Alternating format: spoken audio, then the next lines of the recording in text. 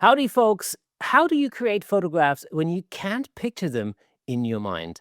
Today, we explore Aphantasia, an ambitious project photographing Europe at sunrise, and what happens when your images are used without permission. All that and more right after this.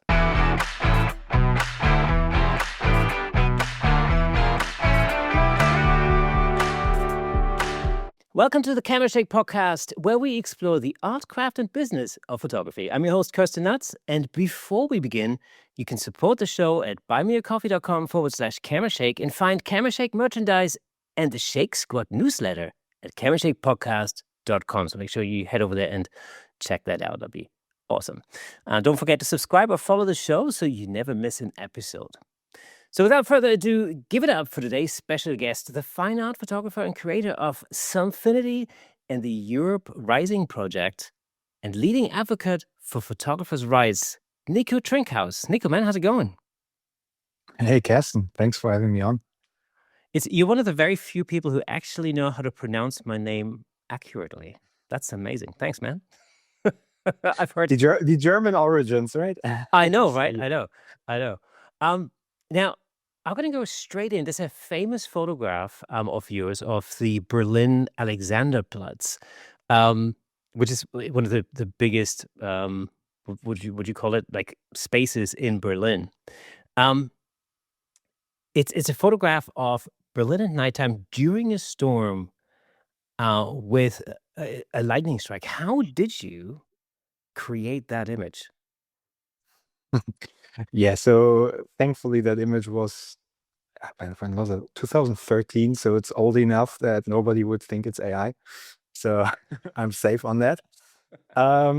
This was basically a bit of luck involved in there, or a lot of luck. I was scheduled to meet someone to go find a photographer to shoot with, and we had some tall skyscraper in mind where we were like, we can enter the balcony here because they had like a fire escape, and on this fire escape you could just stand, put your tripod, take photos, and we were going there for the sunset in the middle of summer, and we had no idea what was going to happen in terms of the weather, and like storm started to move in and it started to rain, and we were like, well, it's still a quite nice sky, because as you see in the image, it wasn't just gray rain.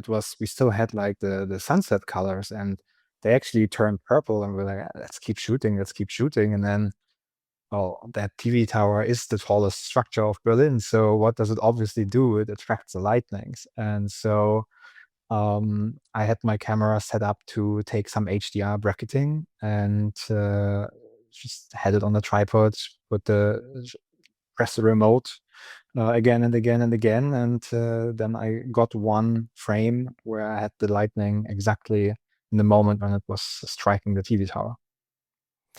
It's quite a thing to really, to get lightning in the frame. I know there's like a number of different triggers that you could use, but was it just handheld? Yeah, like it was really just like me pushing the button like many times, and then like whenever I pushed the button, it did the bracket. And then since I blended the image anyways with an HDR, it's not that complicated to get the lightning in, because the lightning is so bright. As soon as you have it on any frame, you will have it, right? So Yeah. that's not the issue. Yeah, it's interesting because I was thinking back. I was wondering about, I was just thinking whether I've actually managed to capture lightning at any point. I don't think I have. Okay, now I had two frames, so I chose the one where I had like this little double lightning, so you have like a bit more of the detail in. So I don't know. I haven't had the chance ever since to photograph a thunderstorm again. So maybe that was a one-time luck. Yeah, but that was basically the shot indeed in 2015 that 2013 that got everything going for me. So still always looking back to this one. Now, actually, you're based in Portugal, and I've just come back from Spain. And of course, we've just had a solar eclipse. Did you get a chance to photograph the eclipse this time? Yeah, so I did have the partial eclipse here in Lisbon. I was thinking to go to Spain, have the full total eclipse, but then I thought like Lisbon is my home now, and we get like I think it was 94% at its peak. So I was like, actually, let me see this here. And so I found myself a spot on the river here, and took some photo of the eclipse aligned with this beautiful bridge that reminds everyone of the San Francisco Bridge. So that was the idea of why I stayed here. It was a beautiful experience. I've by pure happenstance and total coincidence, I found myself in the Valencia region where it was like 100%, solar eclipse. This is actually the second time that I stumbled into a 100% eclipse. The first time was on my honeymoon when my wife and I just turned up in Boise, Idaho, completely not being aware of the fact that there was even an eclipse. And then as we arrived at the hotel, the lady goes like, "Oh, you're for the eclipse." And I'm like, "What eclipse?" "Oh, it's tomorrow morning." What? I'm always wondering like how it must have been when people were not aware that the eclipse is going to happen. So if you find yourself in that spot and then suddenly it gets dark and you're like, hey, what is going on here? So I was like, I mean, eh, I wondered the exact same thing as I was standing there by this field looking at what was going on. I'm thinking like, 1,000 years ago in, in the Middle Ages, or like a few thousand years ago in ancient times, like what, I mean, this must have been the most bizarre thing, yeah, It's a little bit like the Northern Lights, the first time I saw the Northern Lights, I had the same yeah. feeling. I was like, I can't even compute what's happening. It doesn't seem real at all. And then, you think like, oh, 2,000 years ago, what might people have thought about these sort of phenomena? Yeah, Crazy. yeah.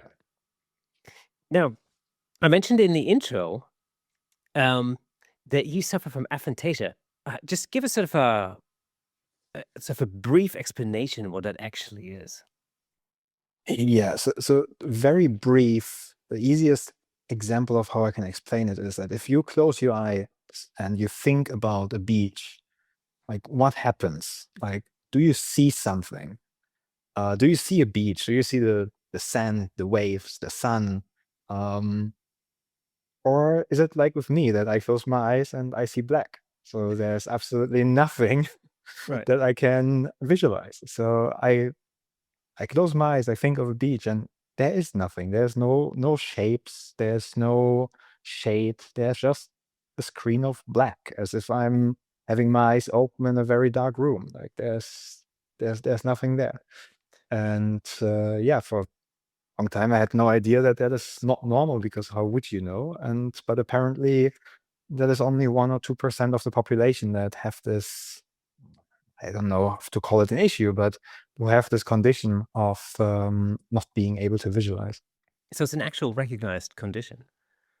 Yeah, yeah, correct. It's like you can even have like different stages of it. So it's like, let's say it's on a scale from 1 to 10, and like for me, I can dream at night. So if I dream at night, I see images. Some people don't even have that. So for them, even at night, there's just nothing. They still dream. They still have like an abstract concept of what's happening, but they don't see any visual images. And then some people can see, but only see it like very like black and whitish, see some shapes, but not real. Until when you have like the opposite spectrum, where you can really visualize pretty much anything. And like my wife is on the far opposite scale, and she says like for her, even with if she has her eyes open, she can have like augmented reality and like put things into the reality and see dragons flying. And I'm like, I have absolutely no idea what you're talking about. So so it's really like a spectrum for us humans of how our brain works, apparently, with that. So if you take the picture that we just talked about, the Alexanderplatz picture, if you take Yeah. that photo and you close your eyes, can you visualize that image in your mind's eye or no? No, so it's really, I have an abstract concept of it. I know the photo exists. I know I have seen it. I know I'm able to tell you what was where and so on, but I don't see it.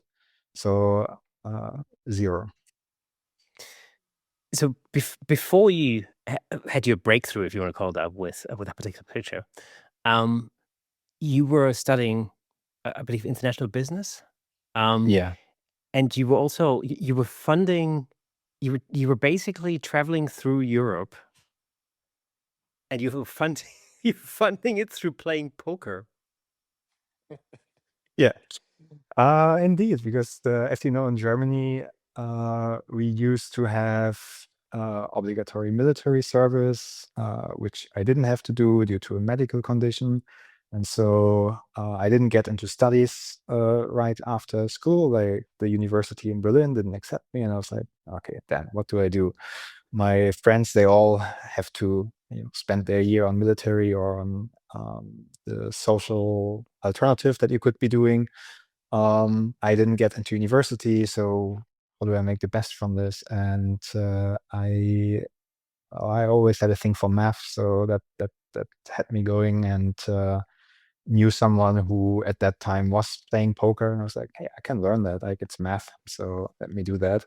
And that was a weird time because like being in Germany and most of the plays were in America, so my timetable was from 10 p.m. to 4 a.m. That was my work day, so to say. But yeah, that's that's how things got started, and that funded the travels. The travels came throughout my studies, and then during the travels, I took photos, which only now I can say this is because of my aphantasia that like I always needed the photos because otherwise the trip is gone for me and I would have no visual memories. So it was always natural for me to document my trip and take some photos. And yeah, that's how everything kind of lined up and got me into doing travel photography. I mean, that's actually super interesting because, and I think people don't necessarily realize that, but it's true, of course. If you can't visualize anything, in your mind's eye, then you can't really visualize memories like Yeah. trips, vacations, holidays, and things like that. So you actually you have to take pictures in order to remember anything. Exactly. It's like it's for me. I have a digital display in the living room where it's like a slideshow of every 2 minutes there comes another of my photos on, and it's like I often just sit on the couch and like look at those images and remember all the trips that I've had, and Mm. I I wouldn't know how this would be without my photography. It's like it's so weird that I know some trips that I've had with friends during school years. It's like they're almost gone. So it's like Mm. that recently I had it that even when I take a I took a vacation with my wife, it was like, "Oh, this is a vacation. I'm not making photos now, we really take some time off." And then like a year later, I was like, but it's like, no, I miss it that there's nothing on my display that like brings me back to this. So that now I'm like, no, I need to take at least something so that I have those memories that I can connect to it. So when you were like 18 or 19, you were traveling back then. Were you aware of this, or like was this No. your like your path into photography? No, I like completely not aware that this was anything unusual. It's only maybe 6 years ago or so that my wife and me we did a visualization exercise, and it was like something about you close your eyes, you turn yourself around, and you point somewhere in the room, and then you knew where you're pointing at, and then you're imagining yourself that you can spin much further, right? And then the idea was that afterwards you actually can go further because you visualized that before and your body gets rid of the limitations. And that worked even for me, even though I did only like an abstract thing. But then my wife told me like, oh yeah, I kind of like spinned all the way around like 360 degree, and then I was pointing this way, and like I was seeing that, and I was like, what do you mean with you've been seeing that? Like, what do you mean? And then she was telling me like, well, I saw the door. I was like, yeah, but you had your eyes closed. Yeah, but I couldn't see the door. And that was for me like, at that point we started just to have a discussion of like, well, what it is we do or do not see. And then I started to realize, damn, like this is apparently not how everybody visualizes. And then I started to look a bit into it and found that yeah, this is a condition indeed. Because again, like how would you know? It's like you don't. Since then, I know that people have the same thing with hearing, or people have the same with their own like internal voice. And for me, like there's nothing. So it's like many people are, when I tell them about it, they get jealous. They're like, damn, I all the time have like a song in my head. And I'm like, no, I have silence. It's quite pleasant. So yeah. That's actually interesting that sort of expands to sonic experiences as well, and it's not only visual.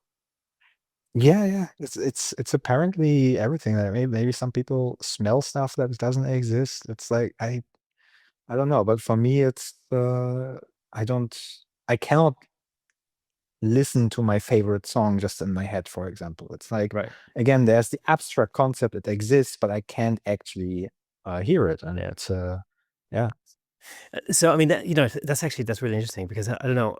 I mean, for me, I had a career in music, and as a teenager, for example, I used to listen to a lot of music in my head, um, and I used to sort of make up guitar solos and things like that in my head. Yeah. Um, if I think about that, like I can still hear my dad's. Well, my dad passed away in 2013, but I can still hear his voice in my head. Mm. But I've also realized that over time, it seems to be fading.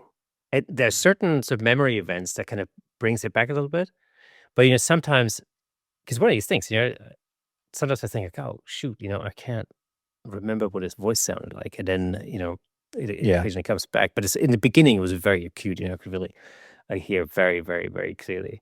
Um, Now, we'll talk a little bit more about Aphantasia. This is a really interesting subject. I think base a whole episode about that. Um, Now, when you first started in cityscape and landscape photography, you were like really into that HDR, uh, Yeah. look at the time. Um, what was it that you at the time? What was it that you saw in HDR photography that sort of changed your understanding of what a photograph could be? Like, it's a good question. I'm thinking I was really drawn into that because of how, I don't know if hyper realistic is the word for it, like of this, it being super colorful, super full in contrast. And it's like, that gave me something of like looking at it. I'm like, yeah, it's kind of like how I want to remember that place or how I want to remember that situation. And I always, when I did do anything on my camera and I was just going and documenting, I was always like, well, that photo doesn't do it justice. I mean, this was point and shoot, whatever you had in like 2009 for such trips. And I was like, I never look at those again. There's nothing that compels me to really pull them out again and have a look at these images because there's nothing in it.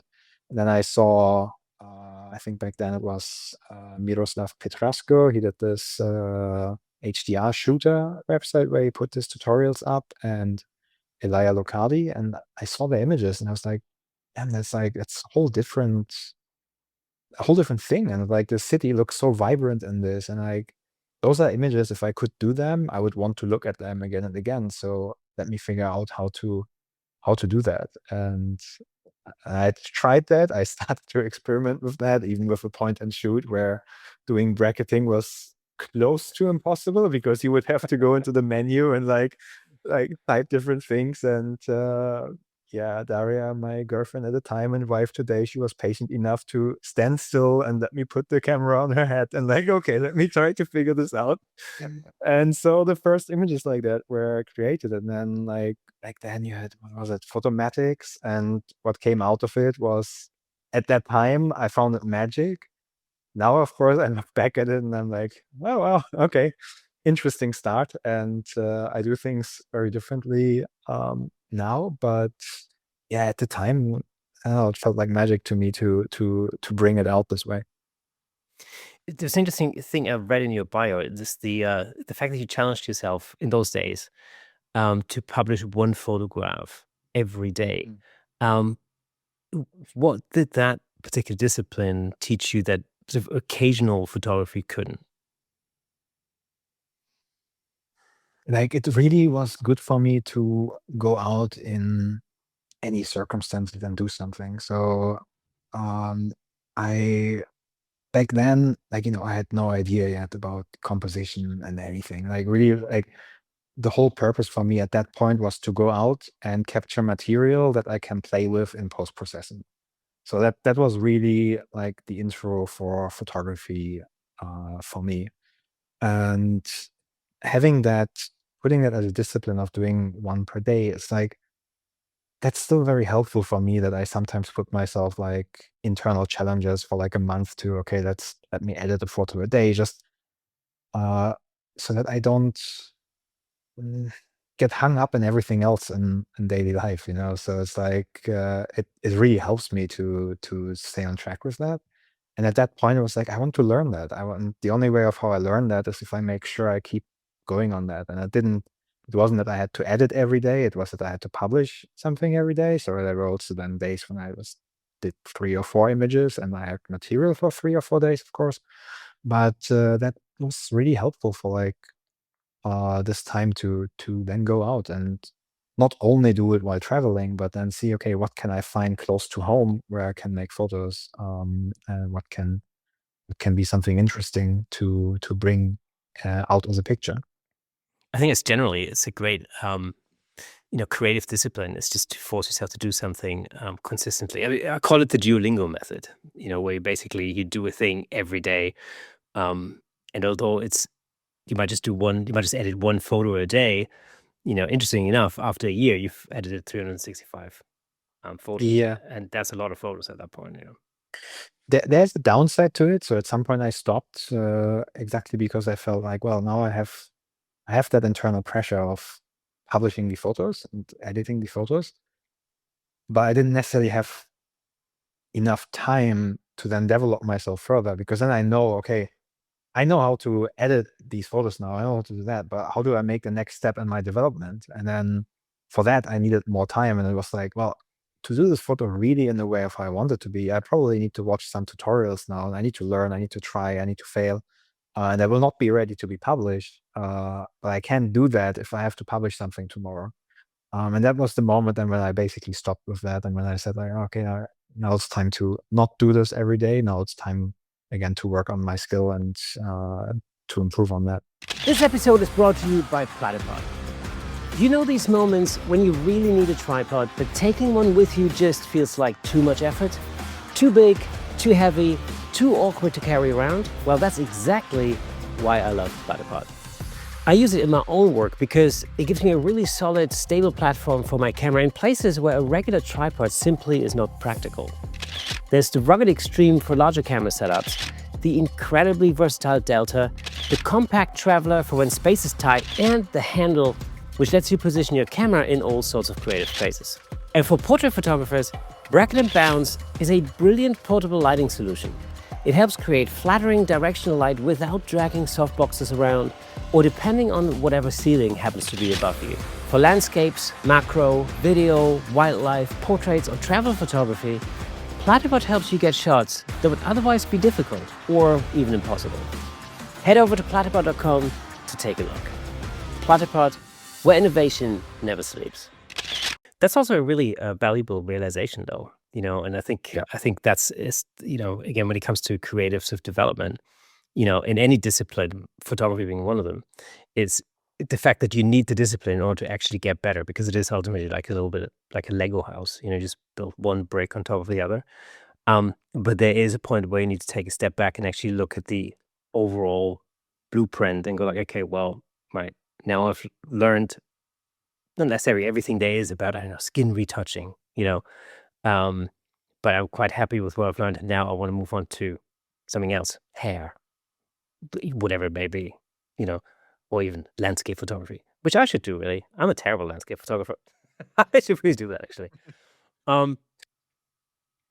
So when did photography stop feeling like sort of an absorbing hobby, let's say, and begin to look like a viable profession for you? Well, that actually started with the photograph of the TV tower that we talked about in the beginning, because that photo went viral on 500px back in the days. Mm. And there was a press agency, like a photo press agency. I don't know if these still exist. Was reaching out to me, and they wanted to represent me for that image in particular, to promote this image to international magazines and newspapers so that they might pick it up. And they did indeed get it in like 2 or 3 UK newspapers. It was like a featured double page in Stern magazine in Germany, and I think somewhere on Dutch television. So it really worked out nicely, and I was like, "Wow, that's beautiful to see that shot getting a life of its own." And then the agency couldn't tell me to whom they actually licensed the image. And as you can imagine, if I get to know that like a big prominent German newspaper is printing my image, I want to buy myself a copy of that newspaper, right? So I would like to know about that before it happens so that I can get a copy. And they couldn't tell me. And then I used the Google image search to see like, okay, well, where does it pop up? And then I found a couple of links that displayed my photo, and I reached out to the agency and I asked them like, "Hey, did you license this to them? Because it's not on the records yet. There's no revenue being locked in for this." And they were like, "No, actually, we believe we have not, but we have some sub agents, so we will have to check. In 2 months, we can tell you." And at that point, I was like, "Let me see what else is there with my other photos." And as we said, like I had this blog where I put out one photo a day, and I think that was for like 4 months at that time, so about 120 photos. And I pulled every of them through the Google image search one by one. It took me 2 days, and I found, I believe it was like 120 online users Oh, wow. of my images. And that were like big hotel chains and travel agents, and there was like an airline, like some Asian airline that was using the image.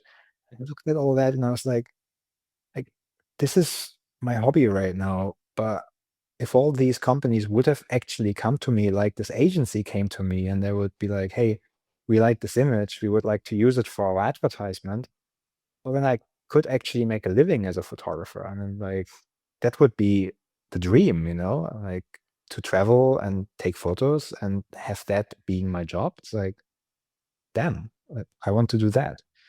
And yeah, that's when it started to kick in for me. That I was like, okay, I have to figure out something to do about that. And found a lawyer in Germany who could look to help me with this. And ever since then took it more serious, and then got some money back out of the copyright and got better in the business side of things. And that somehow, ever since then, it worked out for me. Yeah. What is the situation when it comes to image copyright, for example? Just to explain it to our listeners and viewers. So imagine if you take a picture, you as the photographer own the rights to that picture, but what if a publication, for instance, now starts publicizing it? Because on the internet, it seems like everything's possible. Yeah, everything is possible, unfortunately. And it depends very much always who is using the image. So I always only cared about if somebody uses it commercially. Like if somebody likes my photo and they put it on their personal Facebook, it's like, go ahead. It's like I don't mind that. It's beautiful to share. If it's something commercial, it's different. And then it depends where that company is located that is using the image. So if they're in the US, US copyright is applying. If they're in the UK, it's UK copyright. If they're in any other European country, it's the copyright of that country. So it very quickly gets very complex. But in a nutshell, it always is that they would have to pay you at least what they normally would if they asked you beforehand and wanted to license the image. So if you as a photographer, you own the copyright in the moment that you take the image. It's a common misconception that you need to register it in any way. That's not the case. As soon as you create it, you own the copyright, and then companies do need to pay you compensation if they want to use that image. are there any like standard rates that apply, or is it something you make up in terms of the amount? Like what are the sort of guidelines for anybody out there, who maybe finds themselves in the same position or is just wondering, how do you actually how much do you charge companies if they use your image, and what does that depend Yeah. on? So by default, it depends on what are your normal rates. So if you are already an established photographer, then maybe you have some pricing guidance and have some standard rates that you usually charge for certain typical types of use. Then basically it's those rates that apply, and you just need to show that what invoices you've had for similar users, and then that's pretty much it. If you're in a situation like I was in 2013, that this was the first time actually starting out with this, indeed, most countries, they have some associations that publish like yearly standard rates, where it's like typically like the bigger photography associations, that they ask their members like, what are you charging? And then they analyze that and they figure out like what are the averages, and they're publishing this. And typically the courts take that under consideration if you see like, yeah, the photographer is doing this kind of professionally, but doesn't have like licenses to show for, then that's more or less what applies. US is very different. US, you have like a minimum of $750 of statutory damages if your works are registered. If they aren't registered, then I think it's the same, that you have to show what your prices are. And how do you enforce that? Do you just email the company, or is it a matter of taking them to court, or how do you actually get them to pay out? Oh yeah, it's the whole process, right? You do reach out to them, you ask them to take down the image and to pay you the compensation. They likely refuse. That's what happens 9 out of 10 times.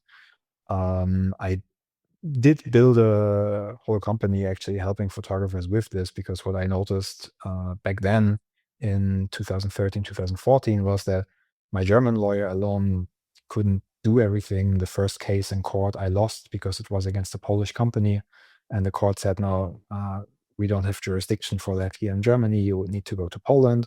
So I tried to find a lawyer in Poland, but me as a single photographer, I wasn't interesting enough for them. So it's like, let me see if I can check also the portfolio of some of my friends here in Berlin, found infringements for them. And that's kind of how the idea of PhotoClaim was born, of like bringing the photographers together, so that then we could go to the lawyers and say, hey, I'm representing those 10 photographers, now those 100 photographers. Would this be interesting for you, so that you can take the cases? And then to the point that we have to go to court as well, of course, because otherwise, if all you do is bark, don't bite, at some point that doesn't work. So that's what you have to do, and it's it's a quite time-consuming process. It's always incredible to think like how much time I actually spent on that. Like today, after our conversation, I'll have a hearing in the United States, which thankfully is done digitally. But it's again like an hour of my time of sitting there explaining the case. And if you really think of it, every case is so straightforward. It's like, is this image mine? Yes. Did they use the image? Yes. Had they been allowed to use the image? No. Okay, they need to pay. So Hmm. it's pretty straightforward, but so few photographers do anything about it, so that companies get away with it most of the time, so that they don't see much of a risk of just ignoring such claims. That's exactly what I was thinking. I'm thinking like it must be the vast minority of photographers who actually go to the lengths of, tracking down, for first of all, tracking down companies that infringe the copyright, and then going through the process of taking them to court, of getting a lawyer, taking them to court, going through all that kind of stuff. It's like it's going to be like a pyramid whereby Yeah. only very few photographers at the very top of the pyramid have actually gone through the whole process of taking it all the way. What are these companies' arguments for using images like that? It kind of depends how do I say this right? How advanced the country is in terms of understanding of copyright. So in Germany, you have a pretty broad knowledge that copyright exists and that you cannot take photos off the internet. So companies in Germany, they typically know what they're doing when they're publishing a photo, and for them, it's a calculated risk because there just isn't anything, right? Because in Germany, you had already 15, 20 years ago, you would have the first lawsuits of people putting photos into forums, and like everybody got ultra careful with like what can they allow and what not, because this was in the media everywhere. So everybody talked about it, everybody knows about this. And I don't think there's any entrepreneur in Germany who would not know that they cannot just take a photo of Google and upload it. So there isn't really any excuse, and like quite with companies there, it's typically relatively easy to find some conclusion. So they're really just chancing Then it, basically. That's really all they do. I would be going as far and say many take it really purposefully. Like I know of some companies that they told me like whenever you find our photo, your photo on our page, just contact us, we'll pay. Because again, think of it, all they have to pay is what they had to pay me anyways. Yeah. There's no penalty, so why bother? And that's the issue. If most photographers don't do anything about it, then there's once me coming to them, and they still get 99 images for free. So that's basically how it works for them. But then there are countries where there just really isn't any awareness about it, where there hadn't been many cases in court or like any cases. I remember when I was starting to take my first cases to court in Bulgaria, my lawyer was researching like what are photography cases that had been in court. And it turned out that out of 7 cases that he could find over the whole history, there were 3 of them were mine. So there were only 4 other cases that were actually photography related in copyright. And so people just genuinely didn't know about this and genuinely bring up the excuse of like, hey, we found this on a Russian wallpaper website. Like there was no indication that this would be copyrighted. So of course we can use it for free. And you're like, okay, you really need to go and explain the basics of like, no, every image is copyrighted just because someone puts it on a weird wallpaper website where like that doesn't make it any good that you can use it. Like I don't know, I'm passionate about trying to get more photographers doing something about it. And it's like when I went to the UK, for example, like I ignored doing anything in the UK for a long time because like there's a really big issue in that system that you don't get your legal costs back, right? So even if you win the case and the opposing side has to end up paying you, you still pay for your own costs always. Like that, it's the only country where I know that to be the case. And that was for me always like that's crazy. It's like I have to go, I have to invest, spend money on a lawyer, and then I get paid, but basically that money is just enough to pay for the lawyer. So like that doesn't work. And Works for the then lawyers. I works for the lawyers, yeah, wonderful. But I was like, okay, let me try this by myself, because I've been around this for so long that I was like, what do I have to lose by filing a case by myself? And that was in the beginning like a bit. Yeah, I had to find a lawyer at least to give me like the basics of like how do you do this, like how does it look like to put the particulars of claims, and so on. And I brought this together, had it for a case, and I knew I can use that for other cases as well, because again, it's all the time the same. It's like always the same story.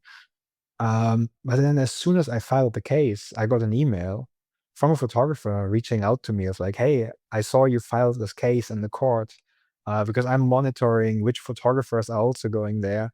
By the way, here's my whole playbook of how I go to court and all the lessons that I've learned in the UK. I'm like, that's so amazing, Right. And he told me like, yeah, he knows everybody who goes to court because there's only like 7 or 8 of us who are actually doing this.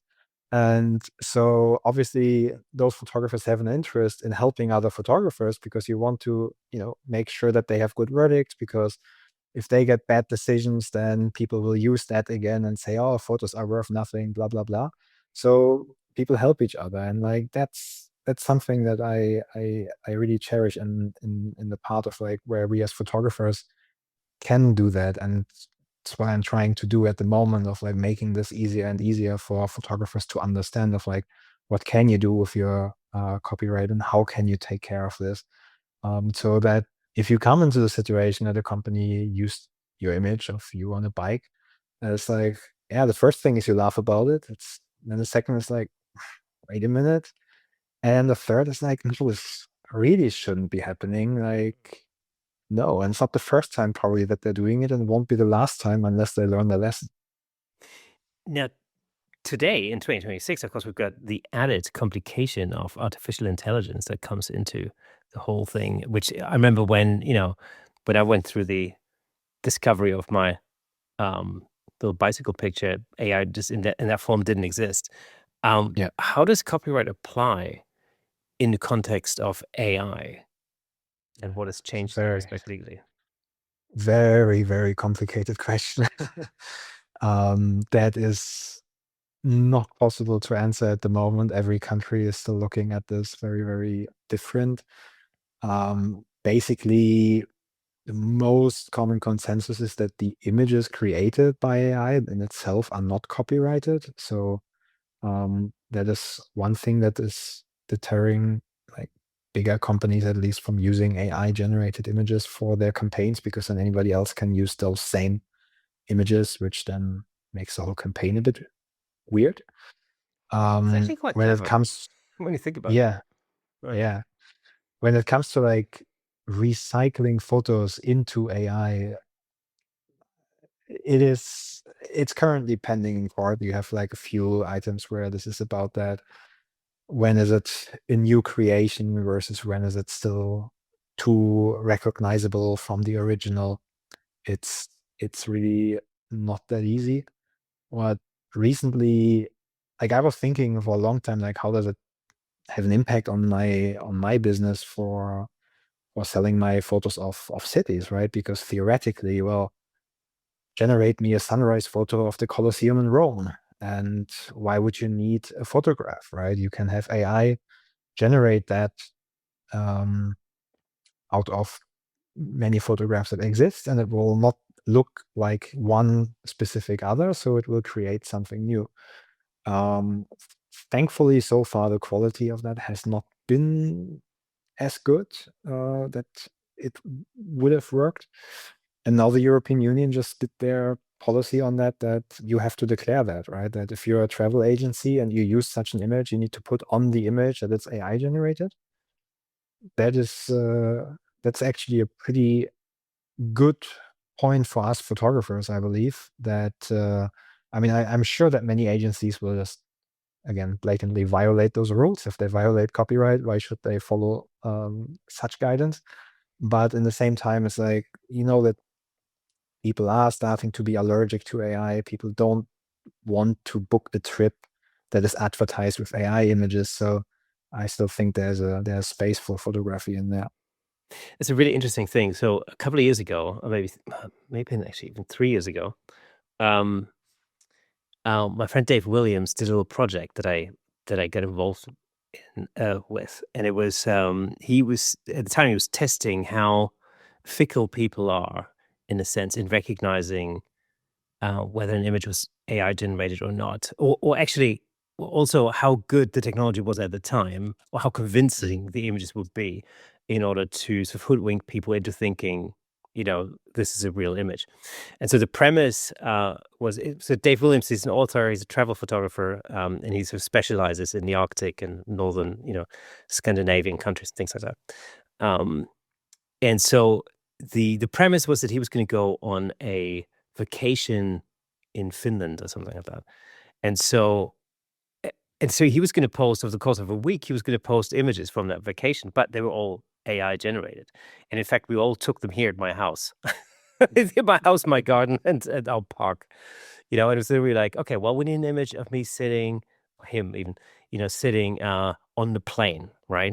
And so we took a picture, I lit his head, and then we basically just generated an image of him sitting literally in an airplane seat by an airplane window, and it looked absolutely convincing, and it literally looked like he was on a plane.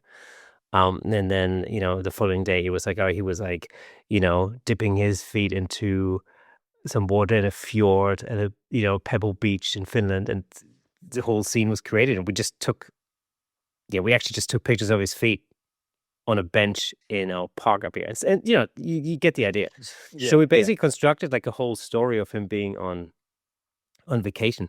And it's really interesting because only one person, I believe, after that week actually got suspicious that these images weren't real. And that meant that, like, I don't know, tens of thousands of people were like fooled into thinking they were real. This was like 3 years ago, So it was interesting because it also, there was context because it fit with his usual behavioral patterns, if you want, so it wasn't out of the ordinary.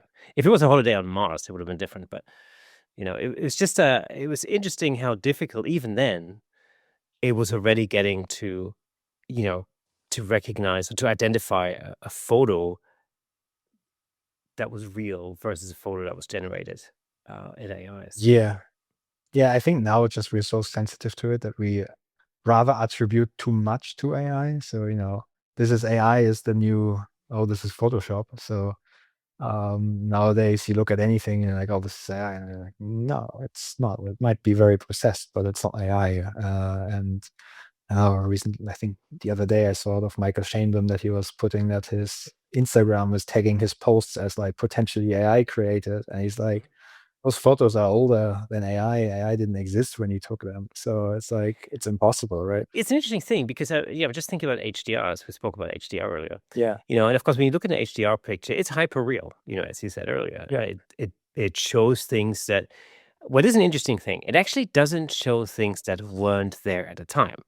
Everything that's in the picture was actually there at the time. It's just that in terms of dynamic range, it shows up things that we just couldn't see. A little bit like we can't see UV light or infrared, whatever, but it doesn't mean it's not there. It's still there, and so what we get is a hyper real image of a reality that, to an extent, hides itself from us. Like a dog can see things, where it can sniff things that we can't smell or whatever. But AI is different. The AI just really makes stuff up. Yeah, exactly. And again, that's what many people just don't want right now. So you have this pushback for it. So might be worth to put it out there. Yeah, absolutely. Which I love. I mean, I have this conversation with my 15-year-old daughter, my youngest daughter. She's really it's interesting because she's actually very savvy when it comes to AI, and she actually pushes back. She's it's something I've just learned very recently, is that there's a trend in that age range of kids going back to point and shoot cameras because they're just tired of using a phone for everything.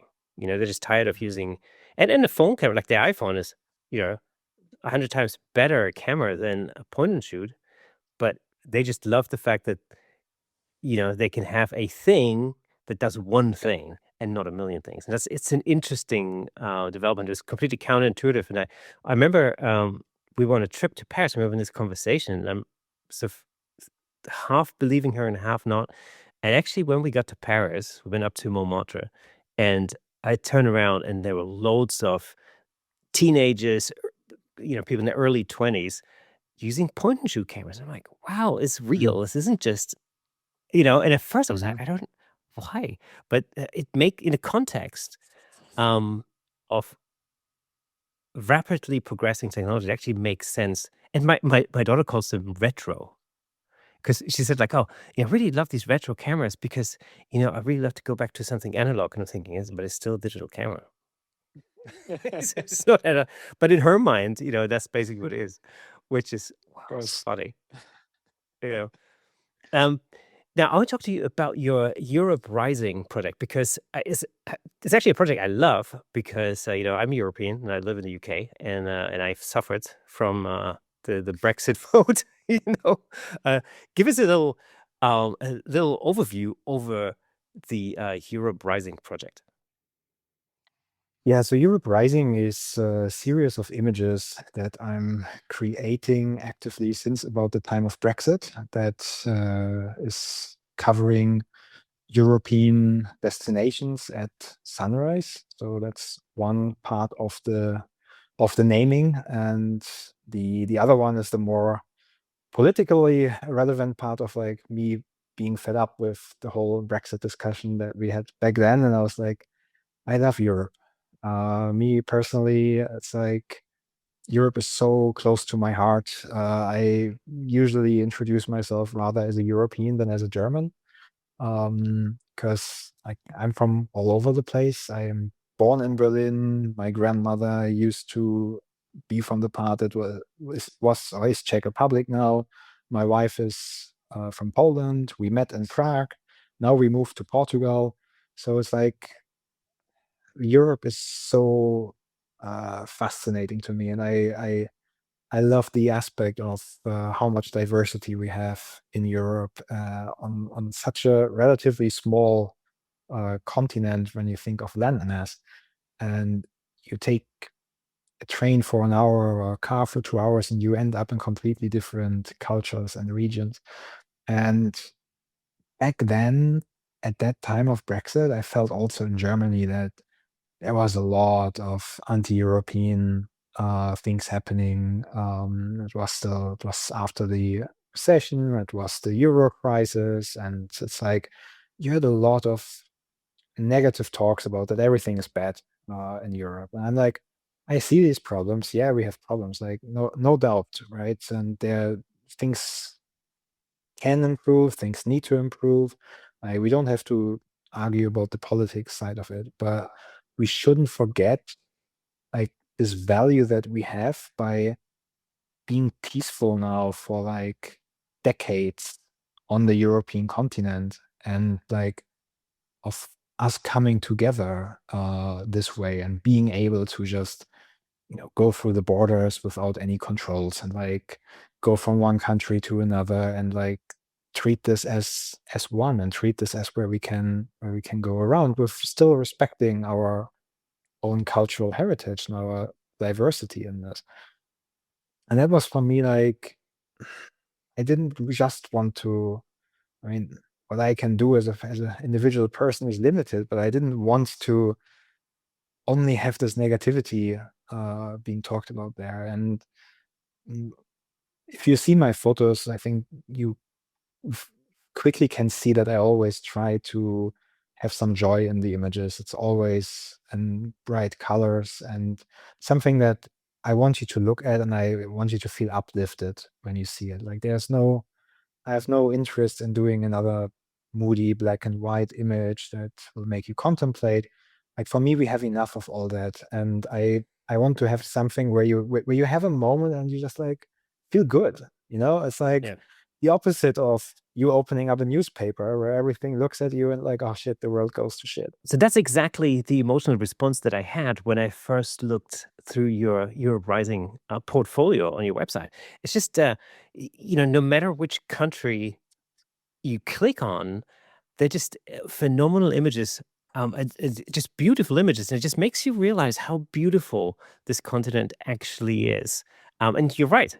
Like whenever, you turn on YouTube or you watch the news, or you open a newspaper, for all of those who still read newspapers, you know, there's there's almost exclusively negativity in there. It's maybe because negative headlines sell, but it makes you Yeah. forget how beautiful Europe actually is. And um, over the last 4 weeks, I went to Germany, Austria, Spain, and France, and of course back to the UK.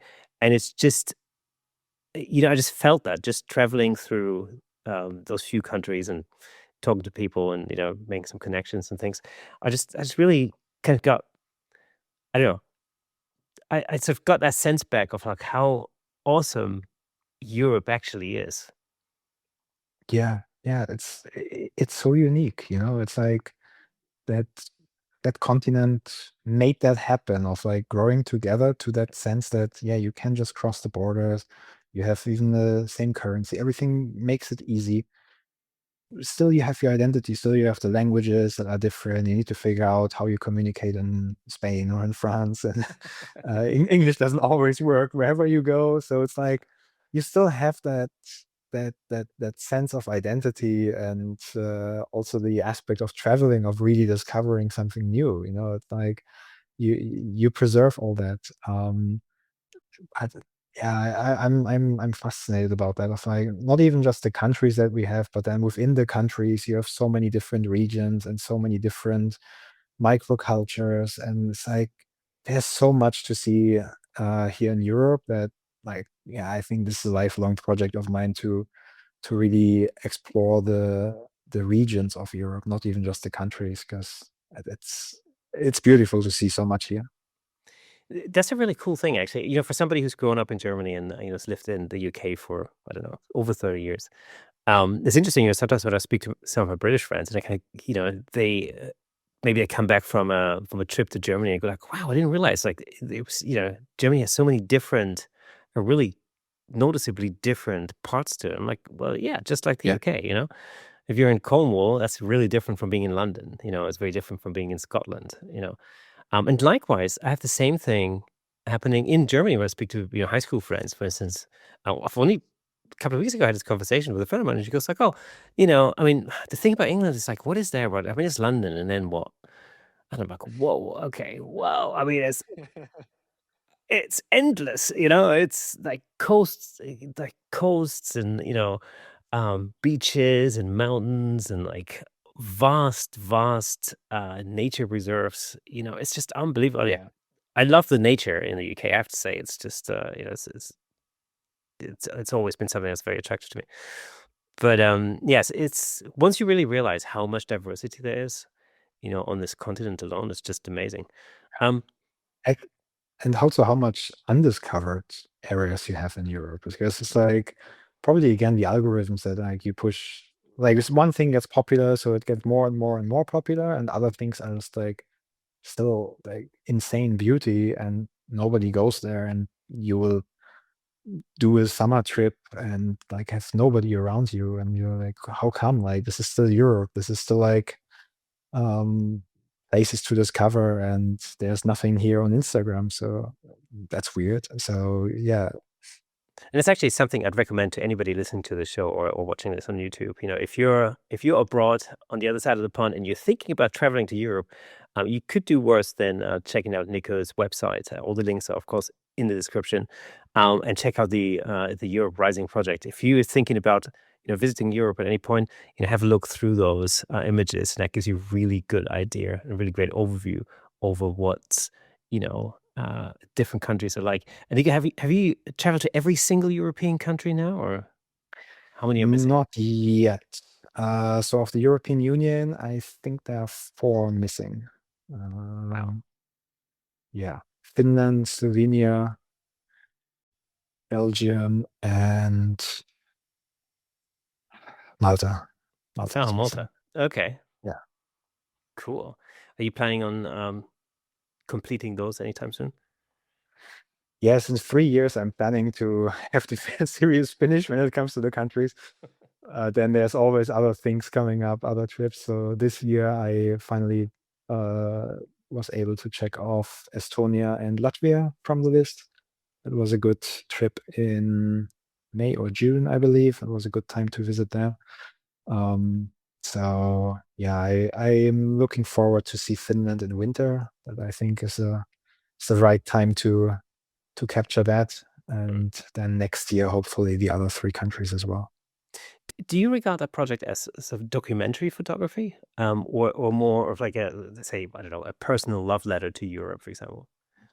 Yeah, I would say rather a personal love letter to Europe. So I'm not intending to document everything, and it's nah. I think this is for me, it's a good project where I feel like putting this together like that can help me to make that impact of like showing how the beauty of Europe, the diversity of Europe, but also what makes us connected. So that kind of keeps me going by showing that. And then I use this for myself as a collection of like, okay, this is what I can all discover here in Europe. And all the things that I want to talk about when it comes to Europe, and bring that together for that. Now, in that series, your photographs or your cities, let's say, are usually almost empty. So why create a project about European identity without actually showing the people who live Mhm. there? Yeah, so that's the other thing for me. A big part of what makes Europe so unique is like the aspect of what makes Europe over time. So what is Europe today? What was Europe 200 years ago? What was Europe 500 years ago?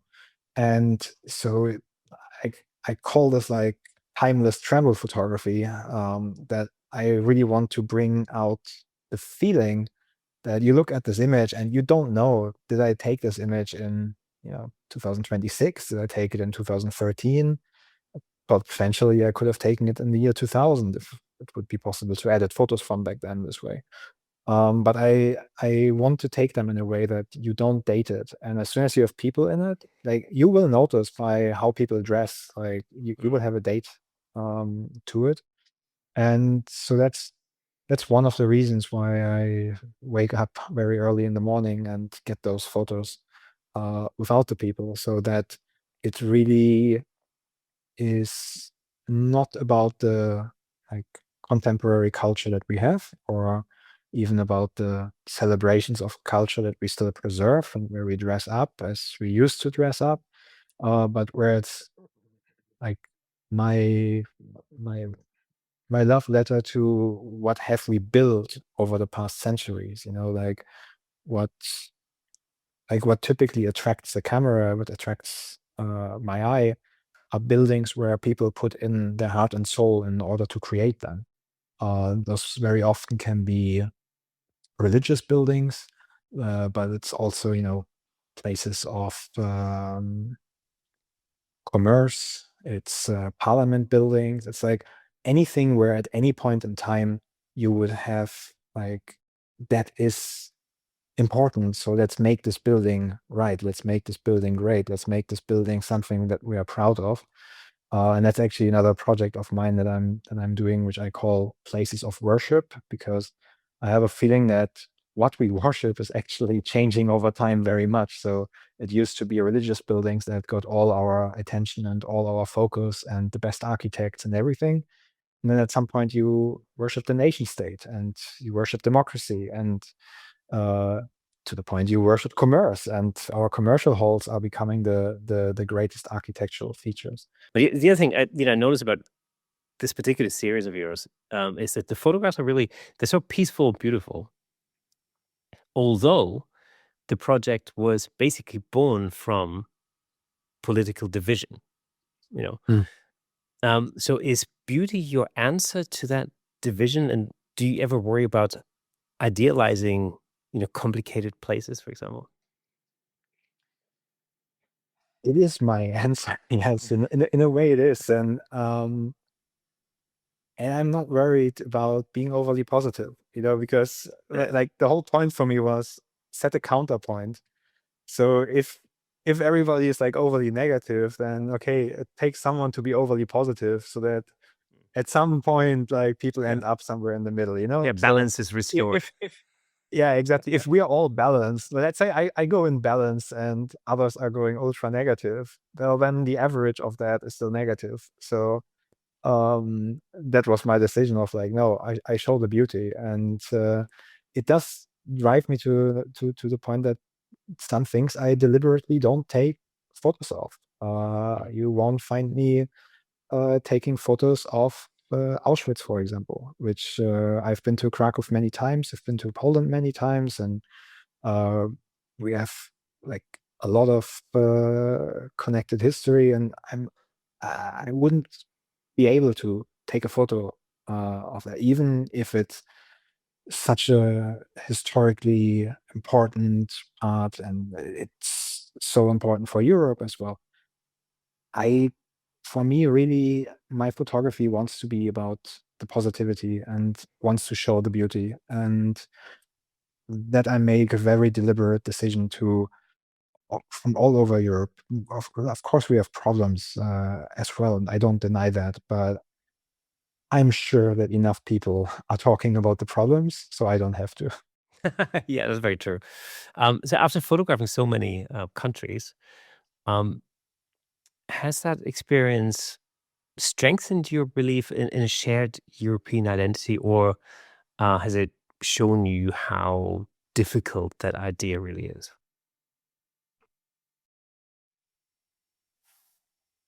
It's a difficult question.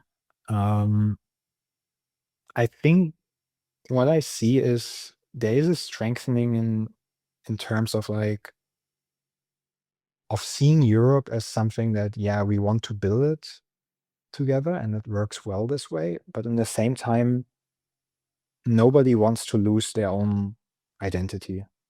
And I think this is a big part of why you had so much pushback.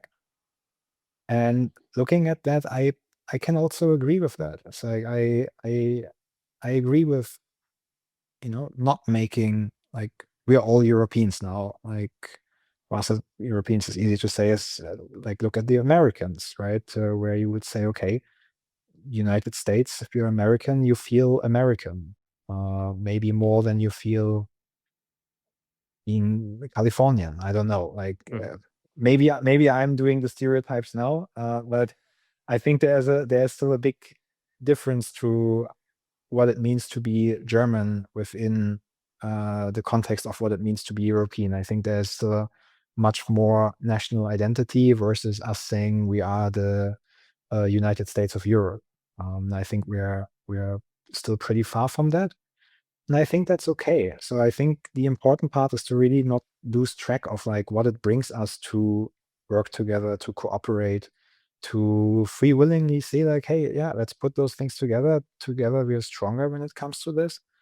Um, and I think Europe is on a pretty good track when it comes to that. I feel,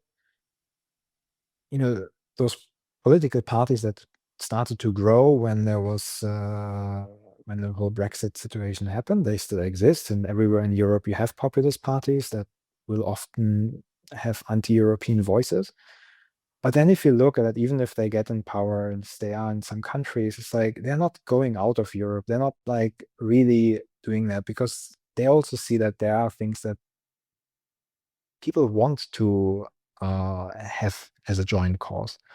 So I'm quite optimistic when it comes to this, that to the point like, yeah, we will preserve national identity. And I think like this whole part of back then you had wanted to have like the European Constitution and so on. And that was like scratched off. And I think to that direction we might not go. And I think that might also be okay.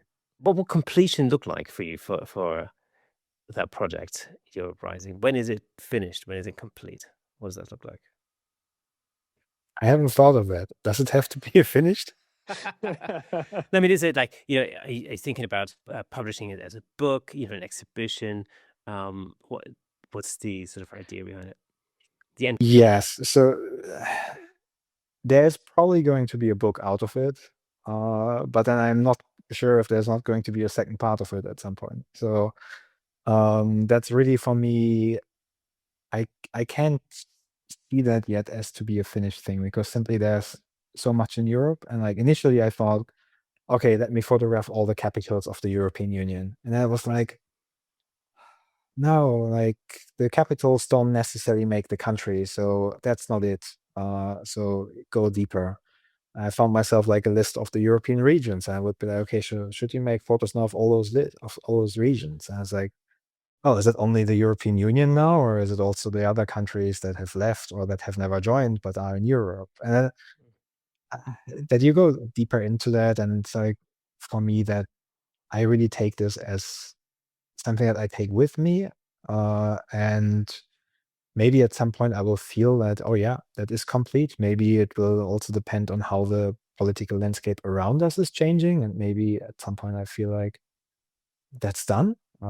Don't need to pursue it anymore. But I don't have any set point of like I need to accomplish these things for it to be done. It basically goes along the way, and if I exhibit it now, it's exhibited in the state that it's currently in, and it is a work in progress, and it will likely remain that for quite some time to come. So, for somebody who cannot picture a photograph in your head, what do you imagine the next chapter of your photography to be?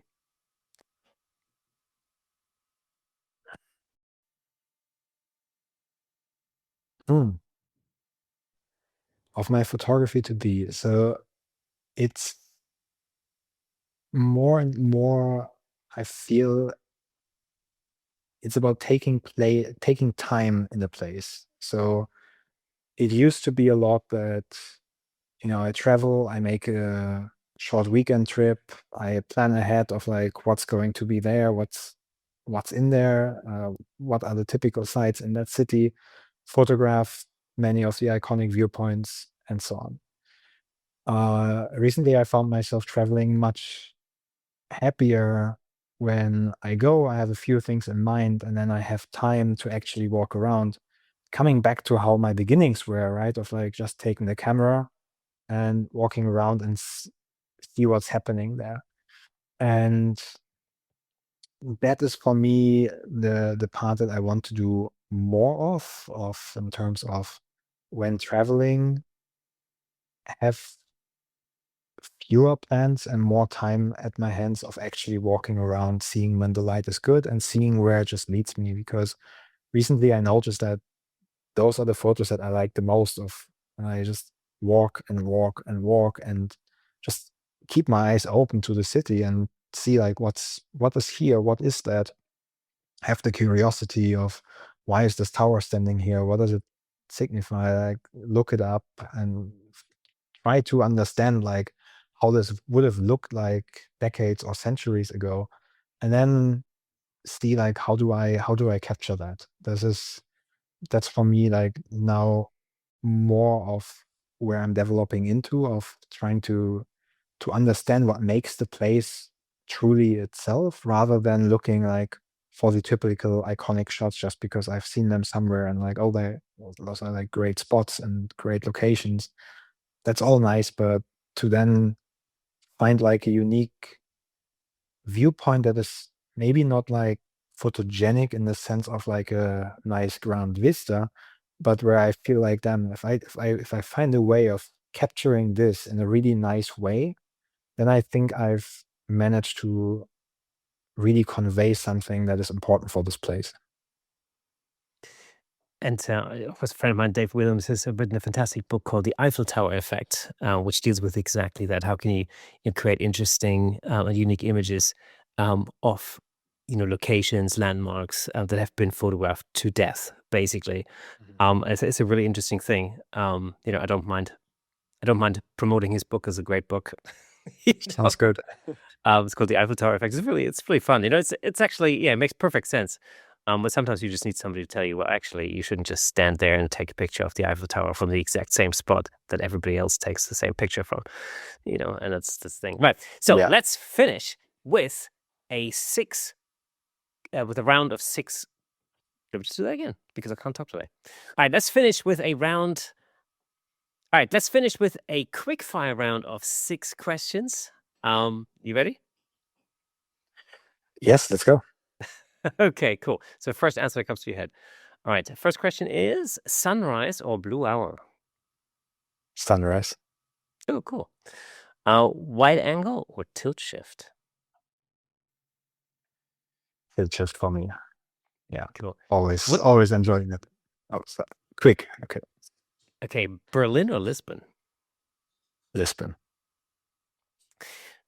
Which European city is most underrated?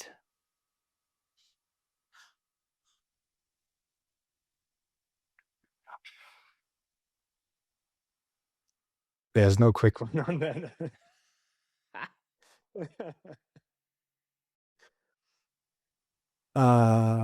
I go with something like Plovdiv, but it's not underrated because most people don't even know it. But it's a small town in Bulgaria that has so much diverse history. It's fantastic. Okay, fine art print or digital screen? Oh, print, definitely. If you could picture just one thing in your mind, what would it be that you would choose to see? Don't know. Never thought about that one. Cool. Well, let me know. Let me know. What should it be? Let me know in the comments below. Nico, it's been an absolute pleasure having you on the show. Thank you so much for being the guest on this week's Camera Shake podcast. Thank you, Kersten. It was a pleasure. Okay, folks, that is it for today. I'd love to know which part of our conversation resonated with you most. So let us know in the comments below. If you enjoyed this episode, check out my recent conversation with Micah Burke about the current state of AI in photography. You can support the show, of course, at buymeacoffee.com/CameraShake and find CameraShake merchandise and the Shake Squad newsletter at camerashakepodcast.com. The full video version of this episode is available on YouTube. Just search for CameraShake Podcast. Whilst you're there, drop us a comment, hit the like button, ring the notification bell, and share the episode with another photographer who might enjoy it. A new episode drops every Thursday, and until then, keep creating, keep experimenting, and keep shaking things up. I'm Kersten Luts, this is Camera Shake, and I'll see you next Thursday.